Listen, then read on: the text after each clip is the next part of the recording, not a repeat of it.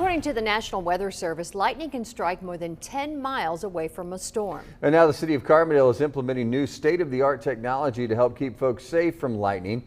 Devin Kidd shows us how it works. Lightning alert. Over 20 million lightning strikes are reported every year across the nation. That's according to the National Weather Service. Now the city of Carbondale is taking measures to keep folks safe at outdoor events.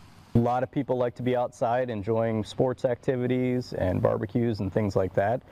So it's important that they have a way to know and be notified that there's lightning risk.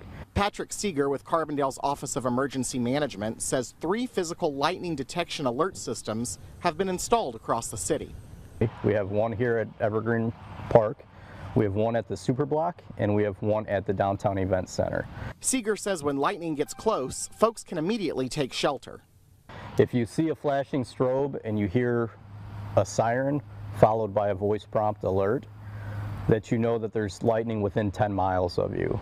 Now, if you're at a location without a physical alert system, Seeger says you still have options to get those alerts, with special QR code signage being placed throughout the city.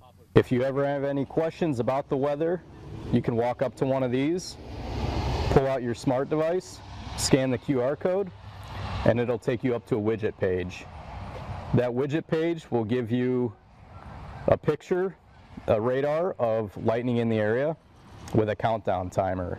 If there has been lightning within 30 minutes and 10 miles at your location, you'll see the countdown timer. If there has been none, you'll see an all clear. City leaders say all city-sponsored events will be utilizing the new system and expect all attendees to take these warnings seriously. In Carbondale, Devin Kidd, Heartland News.